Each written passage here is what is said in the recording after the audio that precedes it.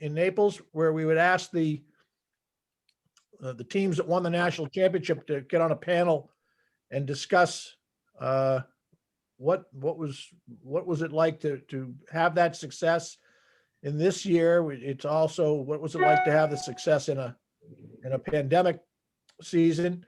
We're going to start with the women's champions, and Mark's no stranger to this. He can also compare it to other championship seasons he's had.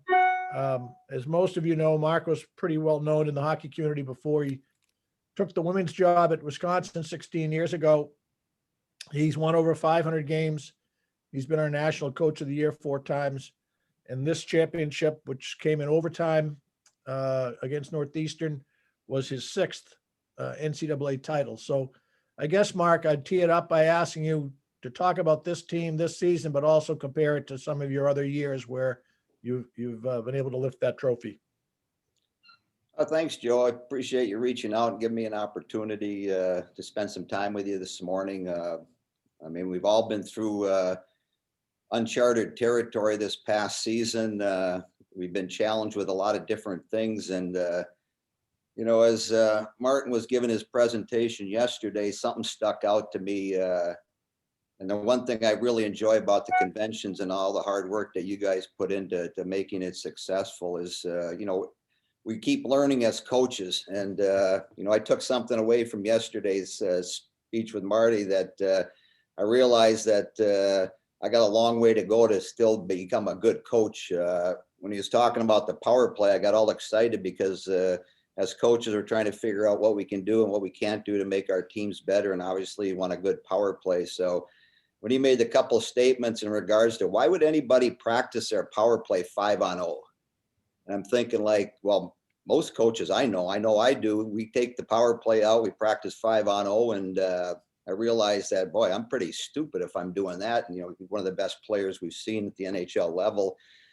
So it's a learning opportunity. I think one thing I take away from this past season, and we all have, is we learned a lot about ourselves. We learned a lot about our players, and we certainly had to be flexible in what we were trying to do over the course of the season, because I finally got smart enough about Thanksgiving where I just used the theme one day at a time, because none of us were guaranteed a practice the next day. None of us were guaranteed games on the weekend. And so I really tried to focus on taking what was in front of me. And that was the day that was presented. So with my staff and our training staff and our equipment people, is just like, what can we do today? And so, you know, when I was in the NHL, training camp was always the challenging part of the season. I know when we first started out in the early 80s, we'd go 2-a-days for about 7 or 8 days. And you were just thankful that we were done with it. And this year for us, we had 51 practices before we even played a game. And so the challenge was for us to try to figure out how to motivate our players, how to make practices interesting, you know, doing things that were beneficial. So once I figured out that we're going to just take one day at a time, you know, you appreciated your practices. You loved when you got a chance to play a game, and you know, you were hoping that you would get more as you went through the season. And for us, I give a lot of credit, and I'm sure everybody else can adhere to this, is that, you know, your training staff, your equipment personnel, the people that were above you, you know, as far as your bosses, you know, helping, you know, you organized the, you know, time to practices. Obviously, every league had to figure out how they were going to play games and what they were going to do to put a schedule together. And so you really appreciated the people that were working with you and helping you get the players on the ice. And then you really appreciate what the players had to go through. I think the most difficult thing for a lot of us as college coaches was, you know, how do you develop that team chemistry? How do you do things from a team standpoint when early in the season, you know, you would only be able to practice with 4 or 5 players on the ice. The players weren't in the same locker room, all those things that we had to deal with. And so I guess the end result was, as coaches, we really learned and had to be creative and reach outside the box and try to create an atmosphere that was going to give your team an opportunity to be successful. And so our biggest challenge was trying to get a league schedule. Obviously, we fall under the Big Ten rules, and we had to adhere to the Big Ten rules. And, 4 teams within our league aren't in the Big Ten. So it was challenging for our commissioner to put a schedule together. It was imbalanced. And so, after 50 games, we finally got to play a couple games down at Ohio State, and everybody was excited. We ended up splitting the series and felt good about where we were. Got back practice Monday, and all of a sudden, found out Ohio State had a couple players that were positive. We tested Monday. We had a couple kids positive. By the end of the week, we had blown up, and we basically got shut down for 3.5 weeks, and lost 5 or 6 games. But the thing that I really struggled with, and I know a couple of the men's teams had to go through it this year late in the spring and get shut down right before the NCAA tournament games that they were involved in. It was, the experience we had last spring with, we were a day and a half from playing our quarterfinal game in the NCAA tournament when, word got down from the NCAA that our season was going to be canceled. And the challenging part for any coach, and, the men coaches had to go through it this year when you had to walk in that locker room and tell the players, especially the seniors, that your season was over. It's not fun. It wasn't enjoyable. A lot of tears were shed. And so, I went through the whole year, anticipating, or maybe not anticipating, trying to figure out if tomorrow was going to be the day that I was going to walk in and tell everybody that our season was going to be over. So, you give the players a lot of credit, and then the big thing as far as, the practices and the games, if you got a few, it was awesome. If you got a few more, it was even better. And so it was one of those situations where we as coaches, similar to the presentations I've heard over, 25 years going down to the convention, it's a learning opportunity. We learned a lot about ourselves. I've never stuck so many Q-tips up my nose in a short period of time like we did this year. I thought I had it down pat until we went up to St. Cloud and played a game, and there were 2 lines of individuals that were testing us, and either picked the left line or you picked the right line. And so I picked the right line, and I got up to the front, and the young lady, I thought as she was sticking that Q-tip up my nose, it was going to come out my right ear because it went up so high, and my eyes were watering, and I was like, holy crap, I've been tested a lot, but it never went up that far. And it was like, so we go back the next day, you got line A and B. And I said, I'm not going back to line B because the experience I had yesterday, that I don't want to go through again. But we've all been through testing, whether it was antigen testing, PCR testing on campus. Our chancellor put in a spit test that our players had to do twice a week when we started our second semester. So, I mean, a long story short, we went through a lot of things. We got challenged, but the one thing about coaches is we have a great ability to adjust what's in front of us. And we all had to adjust this season. We had to make sacrifices. Our players had to make sacrifices. And as I told our group after our championship game in Erie, to me, the most valuable people on my staff was my trainer, Steph Arndt, and my equipment personnel, Sis Paulson, because without those 2, there's no way we would have been able to navigate all the issues that we had to deal with, whether it was traveling, whether it was playing games, or whether it was canceling games, whether it was trying to figure out how we were going to eat meals. Without those 2 individuals, we wouldn't have been able to get through this year. And then obviously, with the players and the commitment that they had to do, it was fun to see them get rewarded at the end. As any coach that's won a championship at any level, it's fun to watch the players celebrate, because as coaches, we know what they had to go through. We know the sacrifices and commitments that they had to make. And so for us as a coaching staff, it was just fun to see them celebrate, because we knew that what they had to do throughout the season. My big motto as we went through the latter part was our ability to play free and eliminate all the outside noises. I thought as we got into our playoffs and we got into our national tournament games, our players did a pretty good job of going on the ice and playing to win, and keeping any of the outside noise or distractions that might affect them, especially our younger players. I thought they did a really good job, and it helped us, through the last probably 4 or 5 games that we had to play this season. I don't know if you want more or anything else, or you want questions. I'm open to anything you guys want to do.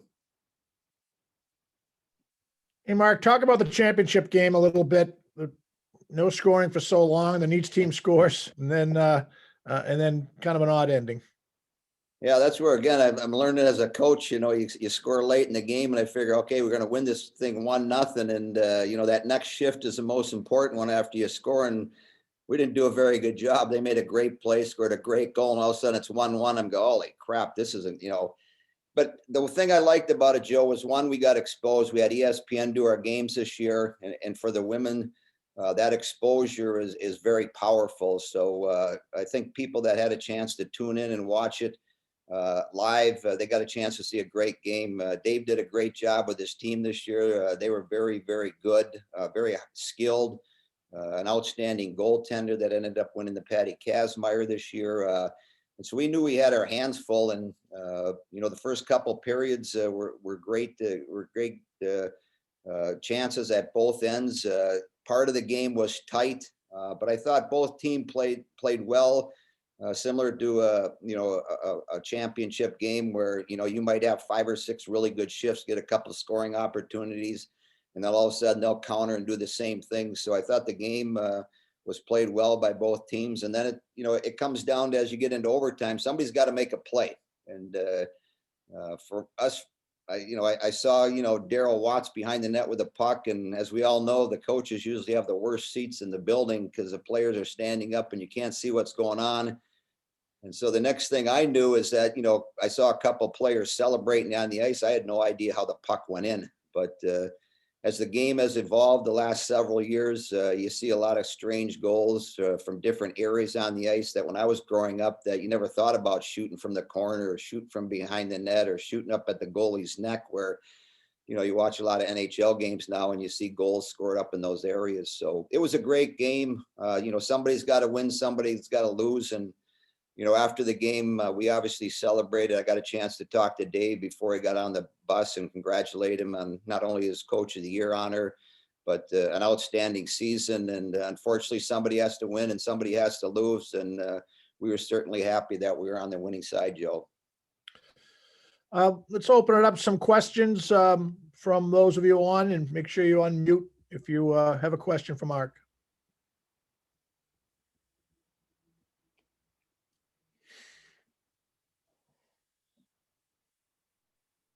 Mark, it's Grant from Yale here. Congratulations. And I happened to notice that the telecast panned to your bench after the goal was scored. And I'm sure you remember the celebration, but you guys had this huge embrace. And at one point, the expression on your face almost looked like either disbelief or relief that it was over. Which one was it? It was probably both, Grant. Disbelief from the standpoint, how'd the puck go in the net? How'd it get in there? And, was it going to be a goal, or were they going to review it? I know they review all the goals, but the second part of it was relief. I got interviewed after the game by, the ESPN, and, as we all found out, it was an exhausting year. And from the standpoint, you didn't know if you were going to get that next game or the next practice.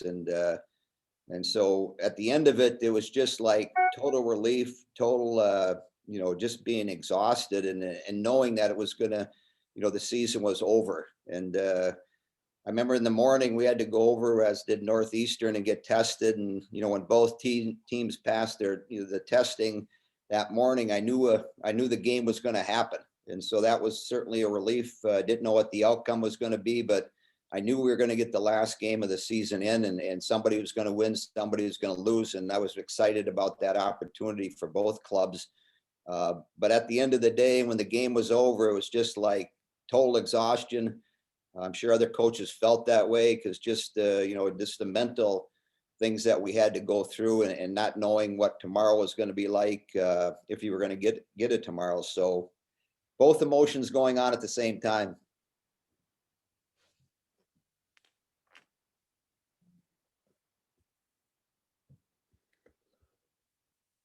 Hey, Mark, Scott Sandlin here.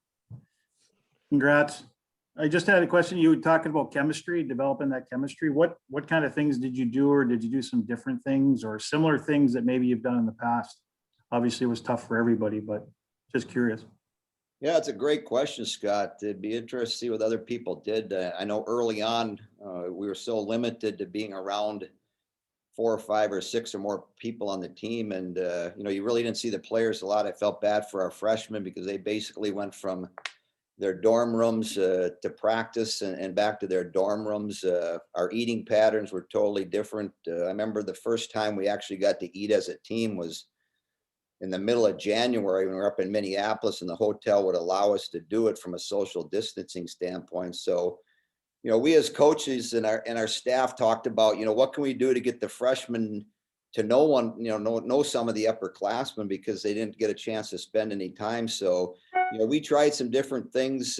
We tried some different things that we normally do, but I don't know if we ever got good at it. I know one thing for sure is that I think for me personally, of all the different teams that I've had success with, is at some point in the season, you have to have some things that aren't, as coaches, well liked, or I call it a storming stage, where personnel, whether it's the training staff, the coaches, the players, there's issues going on with the group, and you go through these stages of it, and it creates conflict. And so this year was certainly more challenging. But I know one thing we tried to do when we actually got to be together as a group, we tried to get and do some things that would help the younger players get to know our upperclassmen. And so whether it was short meetings or doing some things on the road, the biggest hurdle for us was getting them a chance to eat together so they could actually sit down and look at each other in the face and have a conversation. So I'm not sure we did one specific thing, Scott, but it was a challenge, especially the first 3.5 months, where we weren't able to really be together other than the hour and 15 minutes during our practices. And that was probably the biggest challenge for our staff, and I'm sure for other staffs, was how can you develop that chemistry when nobody can be around each other? And so we probably did more of that later in the season than we were able to do at the beginning part of the season. The one thing I missed this year was those extra 12 or 15 games that we didn't get to play, because I think those other 12 or 15 games would have gave us an opportunity to develop more chemistry, because we would have spent more time together. We would have had some good games. We would have had some bad games. We would have had some things that worked, some things that didn't work, and just more material to present to our players to give them an opportunity to grow.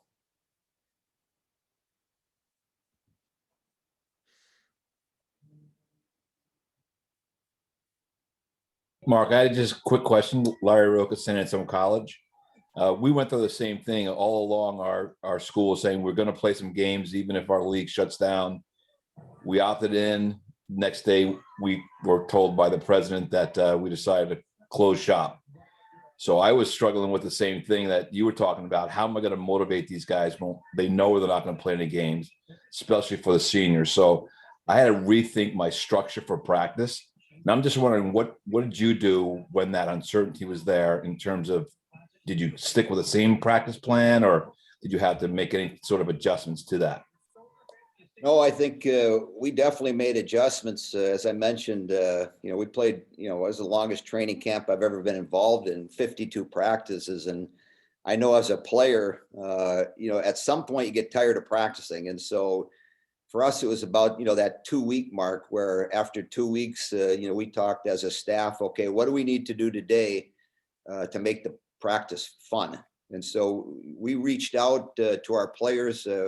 We would take opportunities for them to create our practice. So we would go to our captains and say, all right, you got the first half an hour of today's practice. You guys come up with your drills. We did that on several occasions. There were weeks where we created over a 3 or 4 day window divide into groups, into teams, try to create competition within our practice, small area games where we had, 4 or 5 different groups of players, and you'd play to a certain number, and then you would create a championship. And so, again, the whole year challenged us as coaches, and practices to me are certainly, I appreciated them more though this year than ever, because we got to practice it early on. We didn't know if we were going to even practice. And then we got shut down for 3.5 weeks. You missed your practices. So we tried to do the same thing that I finally got smart enough to figure out, was one day at a time. When the players got on the ice, or we had a chance to meet with them as a group, is like, okay, what can we do today to make ourselves better?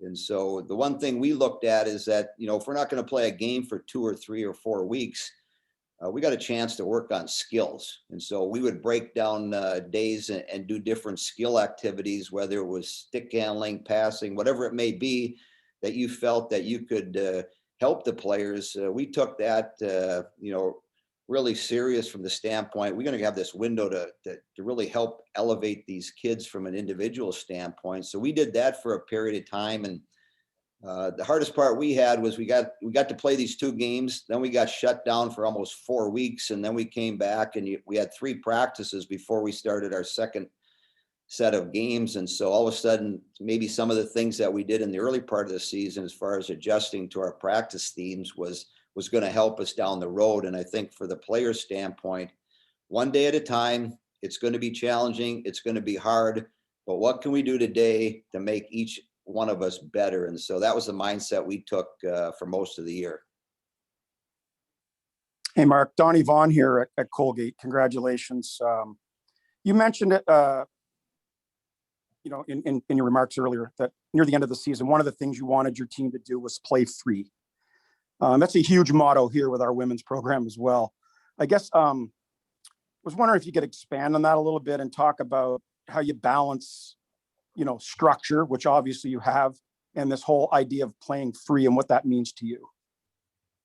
Well, I know when I played, especially early in my NHL career, you want to establish yourself. You don't want to go on the ice and make a mistake, because the coach might not play again the rest of the game.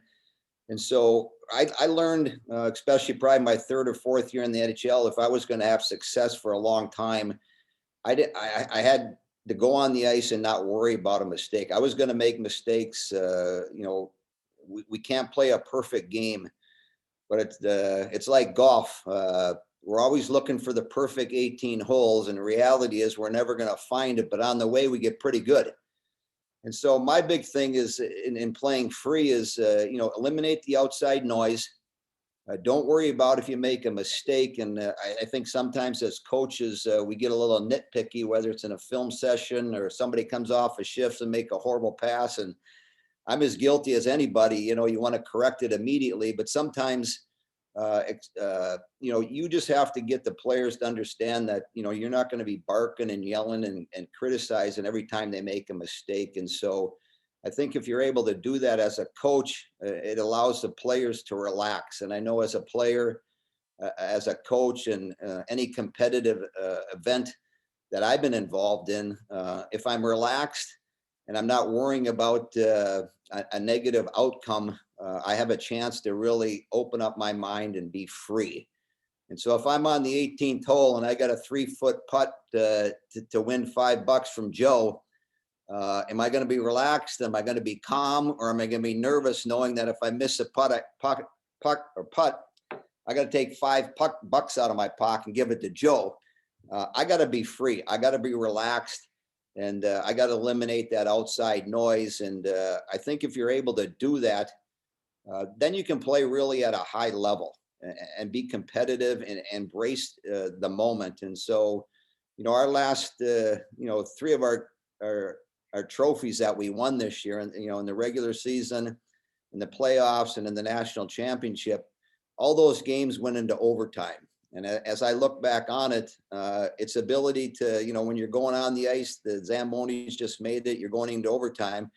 Are you relaxed? Are you embracing the moment? Are you going to go on the ice and not worrying about making a mistake, or are you going to play free? And so it's a conversation we have with the players We talk about it. We try to, work it within practice and certainly work it within our game. And I think, from my past experiences as a player and certainly as a coach, if they're out there playing free, it doesn't mean you're going to win or it guarantees you're playing a great game, but it's certainly the right path to get to that end result.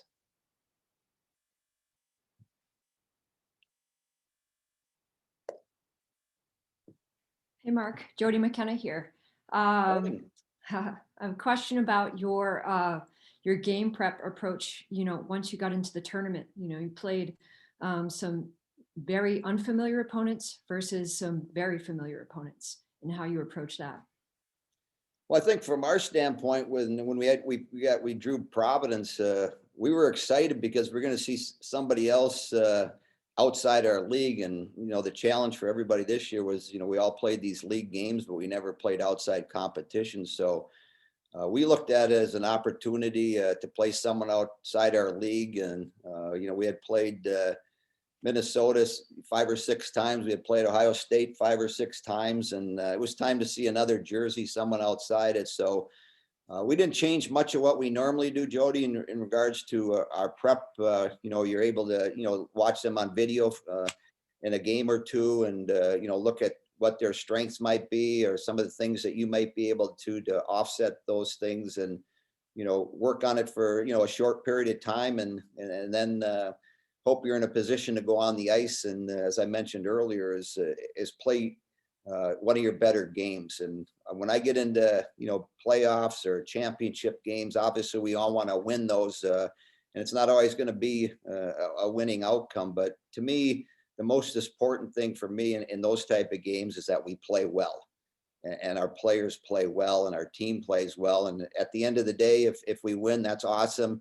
But the same thing is if we don't win, I can live with that. We played well enough. The other team made a play. They played a little bit better and you can live with that. So our approach in those type of games was similar to what we've done in the past. And it was just fun to get a chance to play someone out of our league. We ended up winning that. And then we got back to Ohio State. We had multiple great games against overtime games and knew it was going to be a really strong game for both teams. And after we got by them, again, an opportunity to play outside our league. As Dave and yourself were part of our Olympic staff back in 2010. So probably not too many secrets. Again, both teams are they going to play well? Who's going to make a play at the end? And we were fortunate enough to make that play. So it was fun to play other people outside our league, and our prep was probably no different than what we've done in the past as far as giving a visual tool to our team and get them to understand some of the strengths and things that the teams we're playing against have.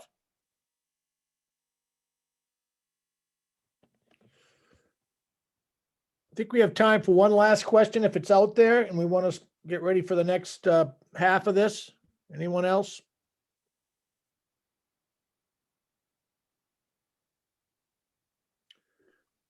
Mark, I want to thank you. I was just thinking it was 30 years ago, your father asked me to work with him on the Canada Cup team, 1991. And one of the special memories I've got in my scrapbook is sitting on a flight next to him from Saskatoon to Toronto. And he had these reporter's notebooks with all his notes from previous tournaments.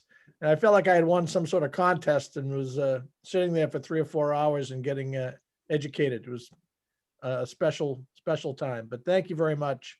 I appreciate the opportunity. Thanks, Joe. Okay, I'm going to give it back to Steve. One thing in doing so, I asked him how we can see numbers of participants on these calls. We've got over 160 here, but yesterday, I think when Martin St. Louis spoke, 225 people, I think, observed the whole presentation, and others went in and out. So appreciate the response from the membership to the outside guys we brought in. So Steve, you want to give our next introduction? Sure, Joe. So next up, we got Jared DeMichael is going to represent the UMass staff to talk about their season. So we just want to throw a quick congrats out to the UMass staff on their national championship, and obviously the Wisconsin women as well. D-Mike, you're on. Awesome. Thanks, Weeds. And want to start off by congratulating the Wisconsin women's staff on their national championship. Mark, Dan, Jackie, and Mark, congratulations on another national championship. Also want to congratulate the new head coaches, or I guess one older back in the head coaching thing, Rico, another former fellow Paisan. Congratulations on the position at St. Thomas, and also to Mayo, Billy Riga, and also my former office mate, Ben Barr. I'm going to miss him a lot. Super excited for him, but I do have more room for activities in the office right now, so I might have to build some bunk beds here and see what happens. I'm not going to lie, it's an honor, and I'm humbled to speak to everyone here today. I can remember being a young Pigeon assistant in D3, coming down to the coaches convention, and always looked forward to the conversations with the national championship coaches. Never thought I'd be in this position. And I can remember watching role models like Sandy and Brad Barry and Keith Elaine when they won their national championship. So for the younger coaches on the call, you use me as an example of somebody that can work your way up the coaching ranks and see what can happen. Weeds messaged me and wanted to talk about turning points for the season for us at UMass and how things kind of went. And I know there's no tiki bar or Miami Vices waiting for people after this call, so I'm going to try to make it as interesting as possible. But I think for us at UMass, things started obviously during the pandemic. Something that we did differently is we started to Zoom with our team basically every 2 weeks. I don't know about the rest of the group. I had no idea what Zoom was until the pandemic hit. And now I kind of want to kill Zoom, but it is what it is. But we Zoomed with our team every 2 weeks. And I don't want to speak for our players, but for me personally, the Zooms were almost like therapeutic, just to see our players and to talk hockey and to talk about the future. And there was a lot of dark times during that, but it was awesome for our team. And we talked about expectations for the upcoming season. We tried to stay optimistic. Something also different, us as a coaching staff, Carv, Benny, and I, we split up our incoming freshmen and did small group Zooms, conversations.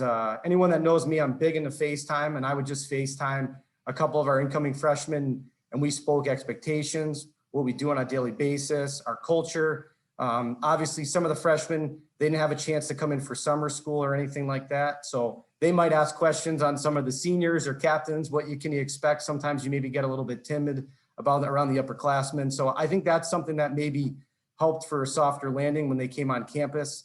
Also, during the off season, we added Carson Gashevitz, Jerry Harding, and Garrett Waite, which were all three very valuable players for us in our run this season. Also, we added Katie Yates, who helped with our analytics with our program. Katie is an absolute rock star. She helped out our program. I believe she helped us win games. And then also during the summer, something kind of different.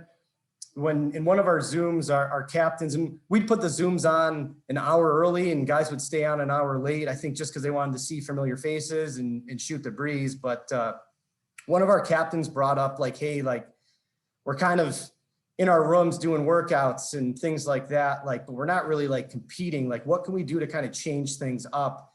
And our captains and our strength coach came up with the idea to do optional competitions every Friday and Saturday. And those were physical competitions. And us as a coaching staff, we got involved in those competitions, and it was the honors code, but we'd also film what we were doing. And it was very basic, from doing wall sits to doing a push-up hold, how many sit-ups you could do in 2 minutes.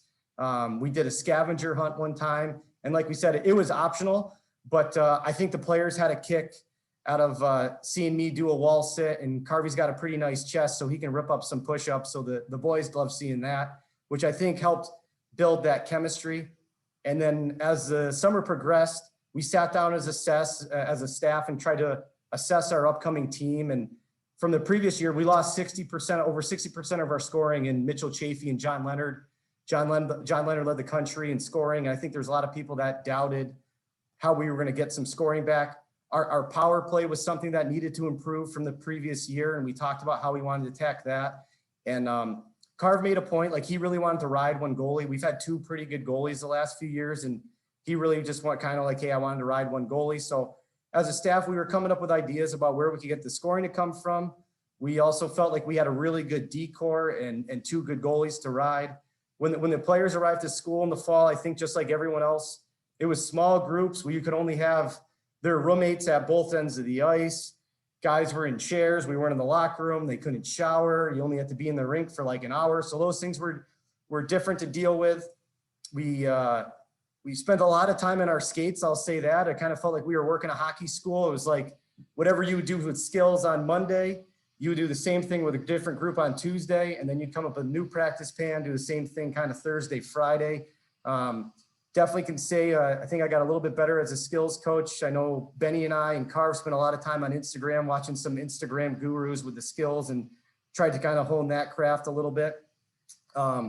This didn't come out publicly, but our volunteer coach at the time, Ryan Bliss, who played for Schaaf at Cornell, he actually had a positive test, and Carv, Ben, and I were contact traced to him.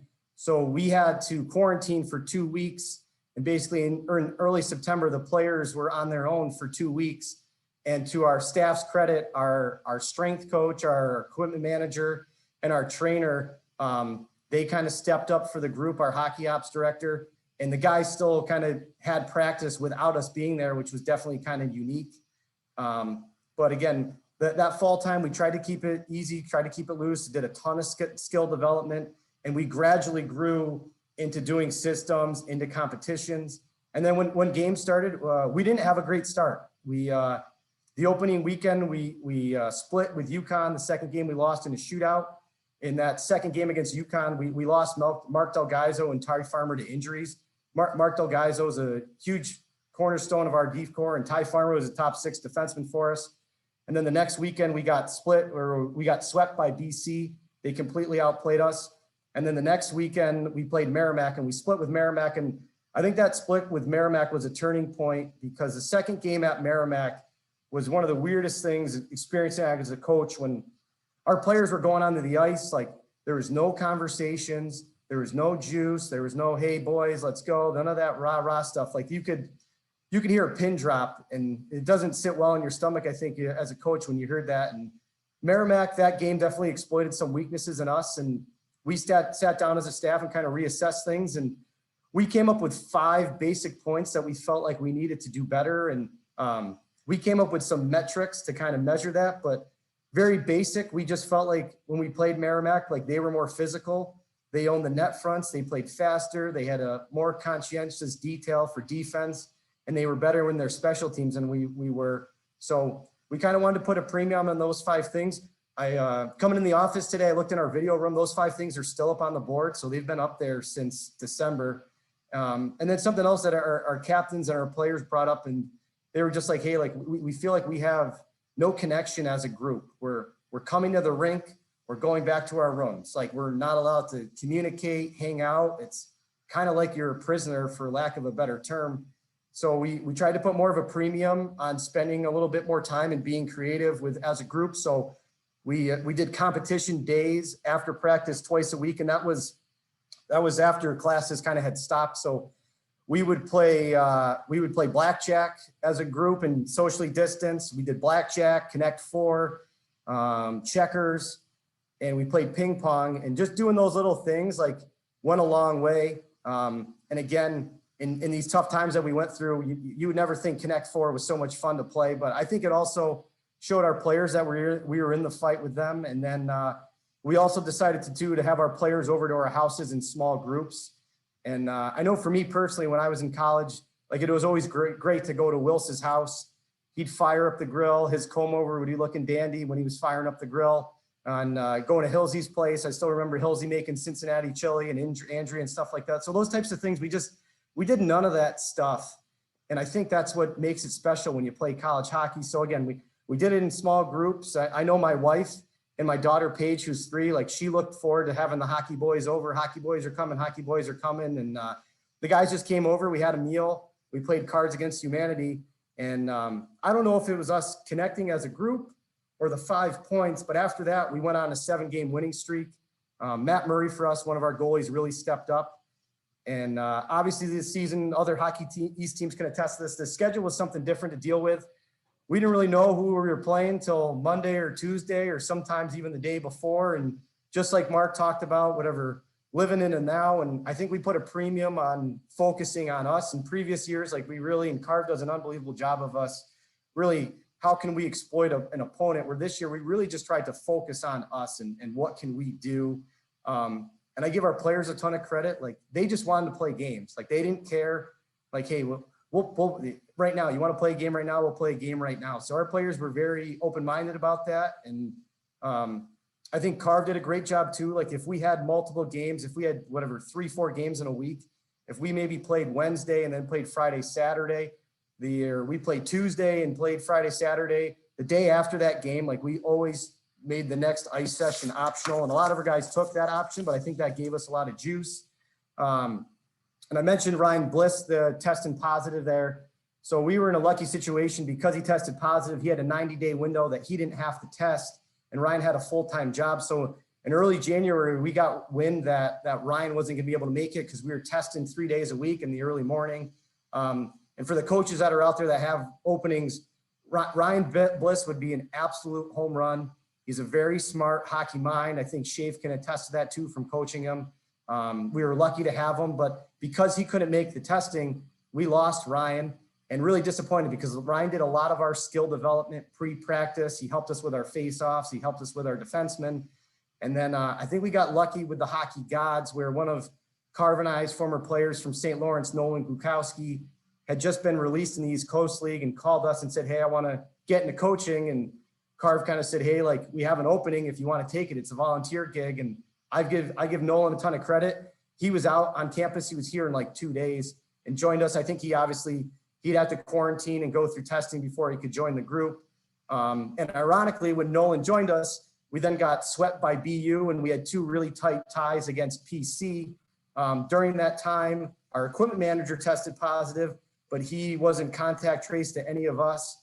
But also during that time, we had a good amount of injuries. If you go back and look at our line charts, we had forwards playing defensemen basically for us in a lot of January into February. And then in early February, our whole school went on pause. So hockey games went on pause. We ended up only playing 2 games in the whole month of February, which is less than ideal. And again, I think our players being creative, our players and our strength coach, they did workouts in their war rooms. I think some of the guys went and skated on the ponds that we have here in Western Massachusetts, which I think that was a turning point. I think it was good for our guys just to get on the pond and be kids and play some pond hockey, work their skills. And then another turning point I would say for us was our senior night. We blew a 2-goal lead to Maine, and Maine ended up out competing us, being more physical. They kind of did our 5 points better than what we wanted them to.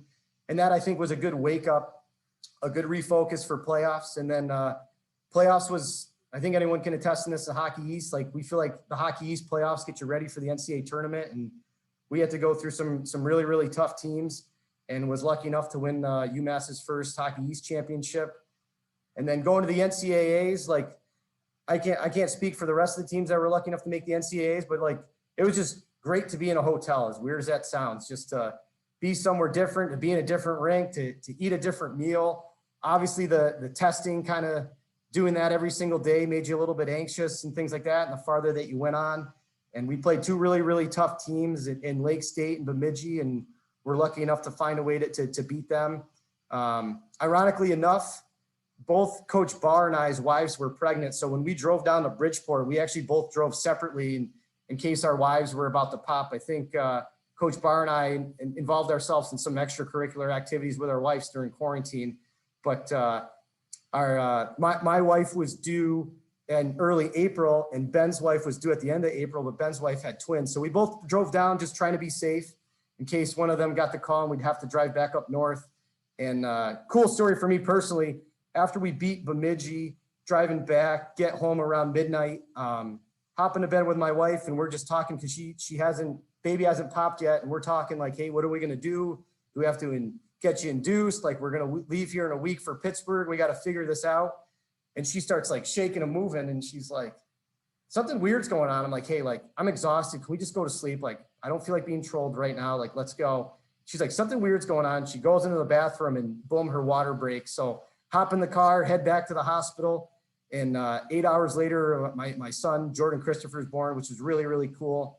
My wife is a certified savage, no drugs, no anything. She did it all natural. Second time that she did that. So she's way tougher than I'd ever be. So that was really, really cool for me personally. And then that next upcoming week, it obviously got a decent amount of press. That Friday, we had a player test positive, and he, because of contact tracing, he took out his 3 other roommates. We were only able to practice 4 players at a time with their roommates. None of the coaches were allowed on the ice on Saturday and Sunday. We all had to test, come back negative. And then the Monday before we left for Pittsburgh, that was really our only team practice.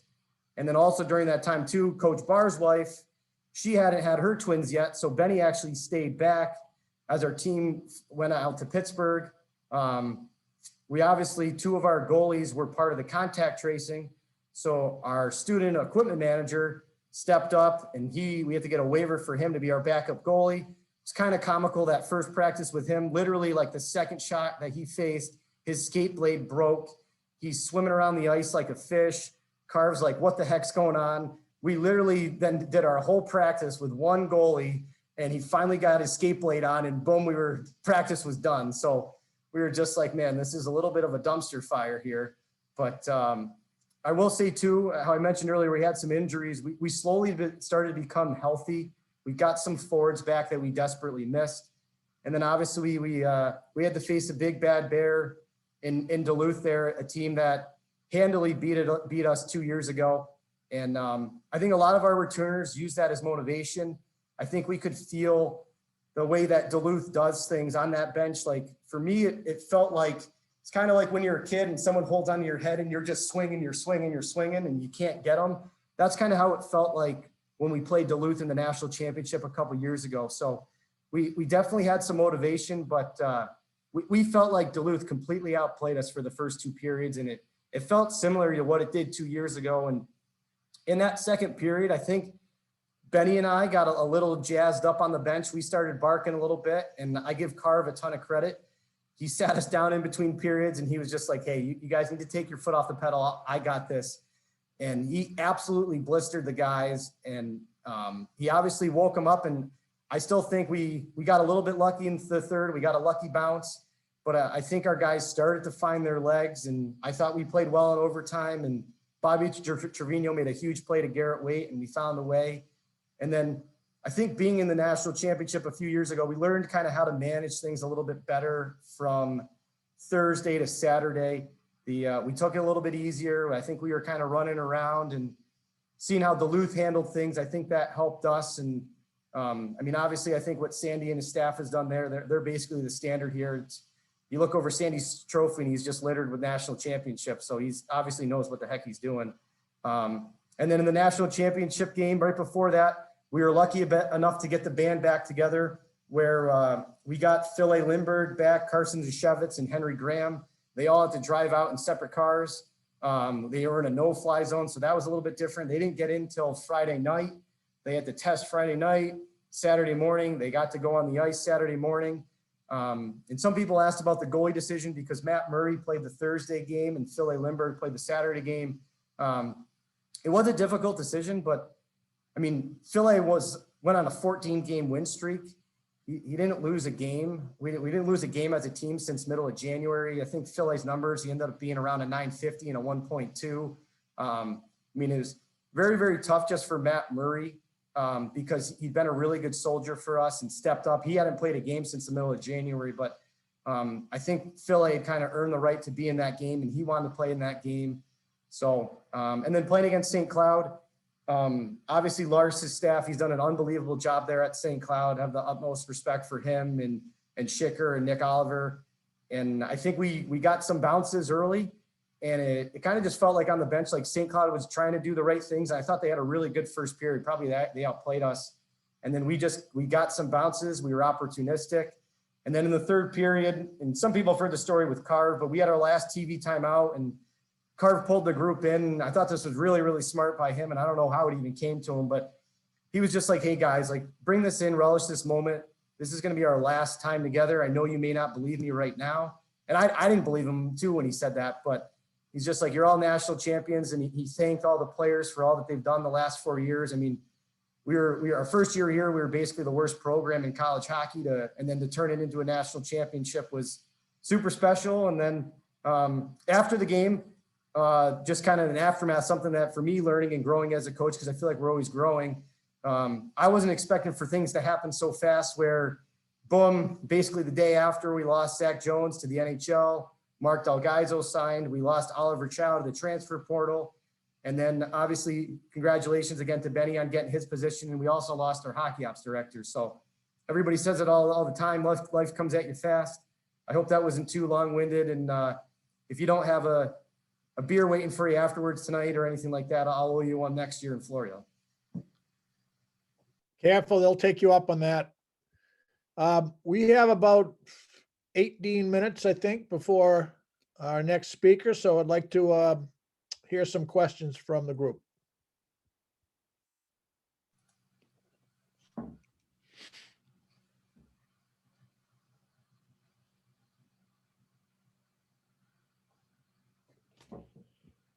You did such a good job. You've answered all their questions, it seems.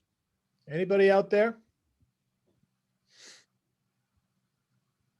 Hey, Rico, congratulations, Dave Lund with Salve Regina. I just had a question in regards to, you had chatted about being adaptive in the situation and coming up with new ideas, fresh and practice off the ice, all that good stuff. I'm just curious, did you find something that really, really stuck with you that, you're going to incorporate for future seasons, things that, you found that really worked both off the ice or on the ice that, you were like, wow, this is great. I'm going to keep doing this. That kind of just came out of the dark at you. For sure. No, I think the one thing, and Carv did an awesome job of this, is I think in the fall, like incorporating the skill development that we did in our skill sessions into practice, I think helped keep it fresh.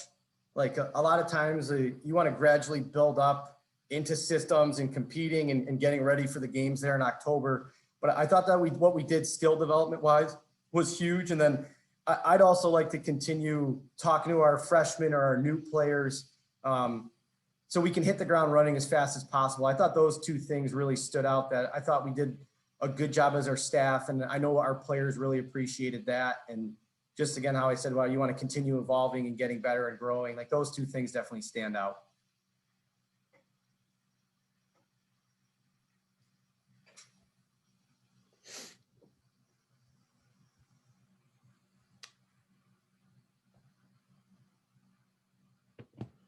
Anybody else?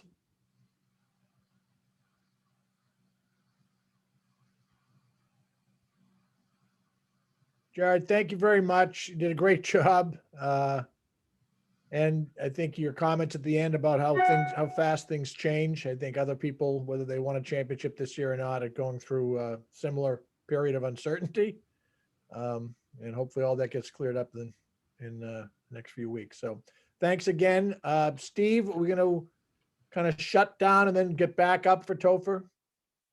Yep, we'll shut this one down and then we will, Topher's presentation will be just like Tobias and Marty. So it'll be a live stream over there and then we'll get back together for the final business meeting.